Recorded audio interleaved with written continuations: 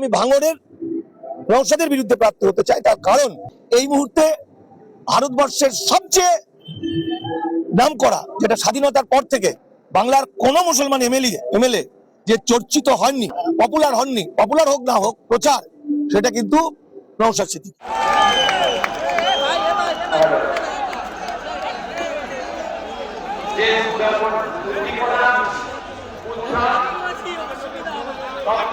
আমাদের দলের প্রতিষ্ঠাতা আব্বাস সিদ্দিকীর ভাইজানের কাছে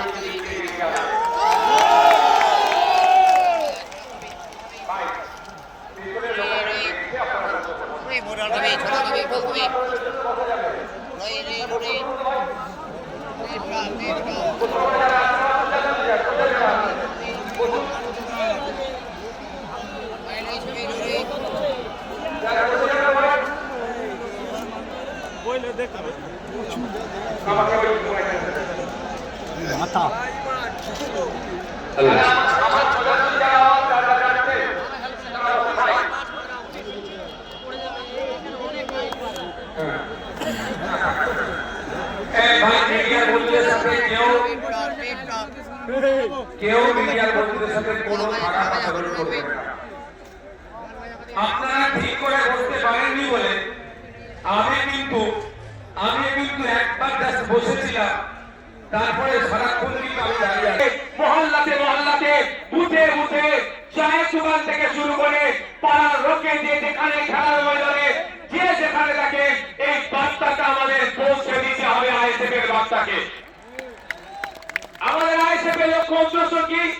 আইএসএফ এর লক্ষ্য উদ্দেশ্য হচ্ছে যে সমাজ ব্যবস্থার পরিবর্তন করতে হবে। এক মফস্বল এলাকার মানুষ, সুন্দরবনের মানুষ, দার্জিলিংয়ের মানুষ, দিনাজপুরের মানুষ, মালদার মানুষ, বাঁকুড়ার মানুষ, বীরভূমের মানুষ, হুগলির প্রত্যন্ত গ্রামের একটি মানুষ আপনার ট্রিটমেন্ট করতে গিয়ে কলকাতার সরকারি হসপিটালের দ্বারস্থ হতে হবে। Indian secular front alternative politics provide করছে।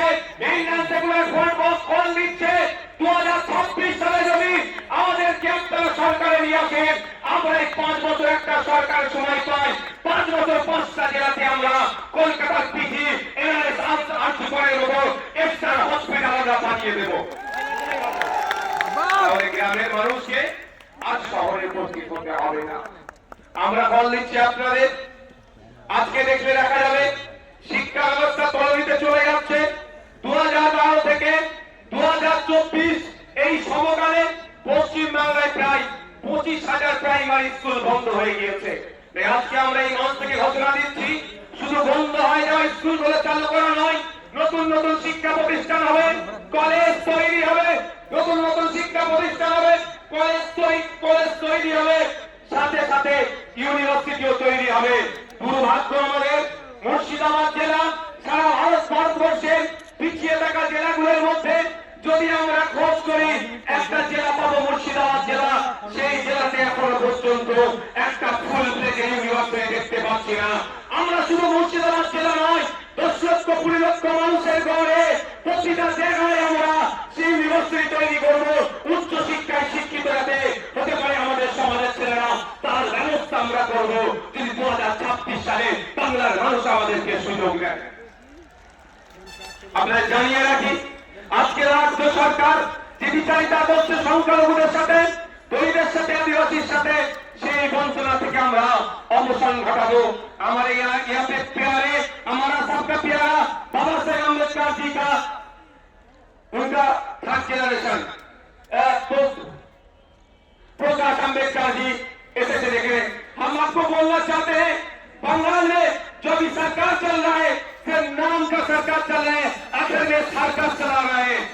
क्योंकि यहाँ पे 100% रोजगार के अनुसार से 22% दलित को जॉब मिलना चाहिए, लेकिन ऑफिशियल ये लोग 22% दलित को जॉब दे रहा है, लेकिन उसमें से 10% 80 दलित नहीं है। फेक सर्टिफिकेट डाल के दलित का जहां है ये सरकार छीनना चाहते हैं। हम लोग लड़ाएंगे 22% असली जो दलित है उनको जॉब मिले, वही लड़ाई हम लोगों का है। यहाँ पे 6% रिजर्वेशन है एससी कम्युनिटी के लिए। दुख की बात है, बंगाल में 1 करोड़ आदिवासी नहीं है, लेकिन 1.5 करोड़ एससी सर्टिफिकेट प्रोवाइड किया गया है। इसका मतलब ये होता है ये 6% जो है, जब उसमें से असली जो जो आदिवासी है उनको नहीं मिल रहा है, उसको छोड़ के जो नॉन आदिवासी है, जो आदिवासी के जो संरक्षण है, जो रिजर्वेशन है, उसमें से वो लोग खा जा रहा है। तो हमारा मोदी इस दिन आज यहाँ से ऐलान करना चाहते हैं, अगर हम लोग सत्ता में आएंगे 22% जो दलित के लिए जॉब है रिजर्वेशन उनको सही से मिलेगा, 6% जो आदिवासी के हैं वो मिलेगा, साथ में रामविलास मिश्रा जी का जो कमीशन है बैकवर्ड क्लास का जो माइनॉरिटी मुस्लिम है उनका जो 10% देने के लिए बोला है, हम लोग देंगे। 100টা চাকরি হলে 10টা অনগ্রসর মুসলমান চাকরি পাবে, 22টা দলিত চাকরি পাবে, 6 জন আদিবাসী পাবে প্রকৃত। এর ব্যবস্থা আমরা করবো যদি 2026 সালে আমাদেরকে নিয়ে আসা হয়, আমরা করবো। আমরা এই মঞ্চ থেকে কি বলছি, আমাদের অধিকার পরিযায়ী শ্রমিকের অধিকার। ইন্টারস্টেট মাইগ্রেন্ট লেবার অ্যাক্ট 1979 কেন্দ্র সরকারের আইন, এই মাইগ্রেন্ট লেবারদের এই তারা নানা রকম অত্যাচার অনাচার হচ্ছে এইগুলো বন্ধের জন্য। কিন্তু দুর্ভাগ্য আজকে যারা উপস্থিত হয়েছে মুর্শিদাবাদ, মালদা, দিনাজপুর রাজ্যের বিভিন্ন জায়গা থেকে এসেছেন, যাদের অনেকের বাড়ির লেবার ছেলেরা মাইগ্রেন্ট লেবার হয়ে ভিন্ন রাজ্যে কাজ করছেন, আপনাদেরকে জানানো হয়নি ইন্টারস্টেট মাইগ্রেন্ট লেবার অ্যাক্ট 1979টা কি।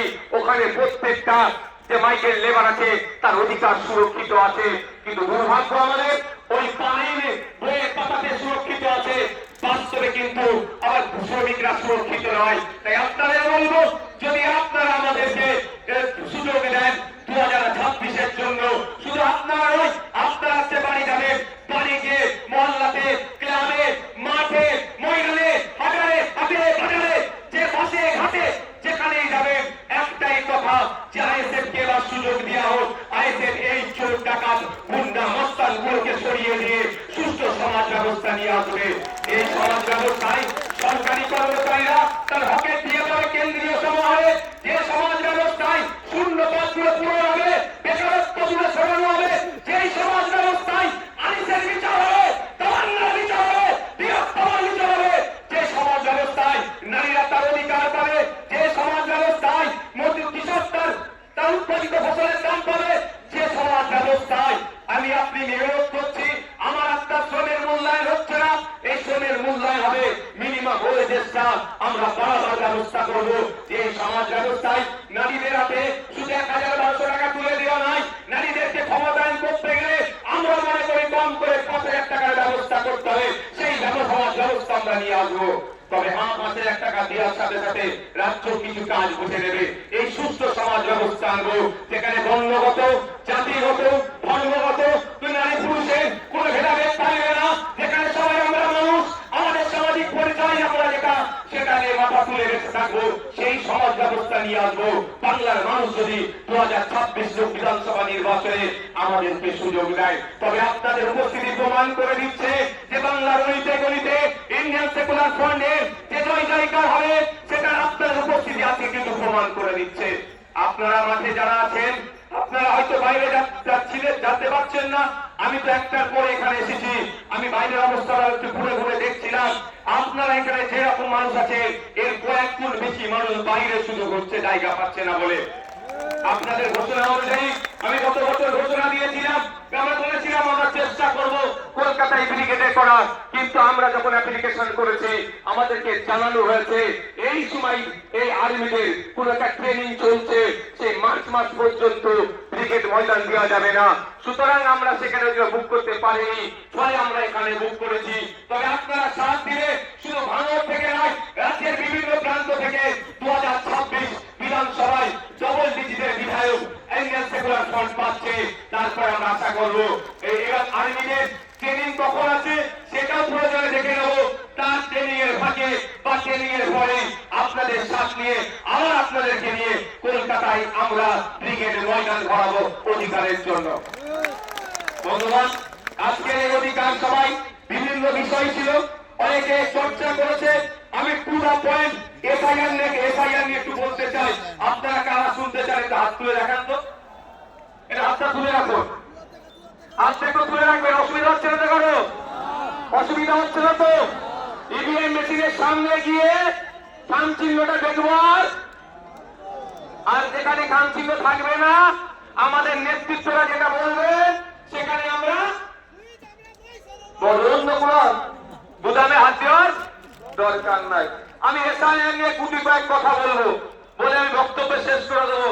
আমি কথা দিয়েছিলাম শীতকালের বেলা সকাল সকাল আসুন, সকাল সকাল ছেড়ে দেবো, কথা দিয়েছিলাম তো। আমি আপনাদের এসআইআর নিয়ে বলছি, এই একটা মাথায় ঢুকিয়ে নিন, এই এসআইআর যে সমস্যা তৈরি হয়েছে, এই সমস্যা তৈরির পেছনে দুটো রাজনৈতিক দল সম্পূর্ণভাবে দায়ী। তৃণমূল বিজেপি মিলে এসআইআর নামক সমস্যাটাকে তৈরি করছে ইলেকশন কমিশন অফ ইন্ডিয়াকে সামনে রেখে। তাই আমাদের যেভাবে অহেতুক হয়রানি পেরেশানি করা হচ্ছে, এর জবাব আমরা ইভিএম মেশিনে গিয়ে এই তৃণমূল আর বিজেপির বিরুদ্ধে আমরা দিয়ে দেব। আমি প্রমাণ দেবো আপনাদের, প্রমাণ ছাড়া আমি কথা বলি না। আমি প্রমাণ দিয়ে দেবো একটা একটা করে, যদি আপনাদের শোনার এনার্জি থাকে আমি তাহলে শোনাবো। এনার্জি আছে তো ভাই? তাহলে আমি শুনিয়াবো। একটু পোলটা খোলা দরকার, সাপ হয়ে কামড়াচ্ছে আর রোজা হয়ে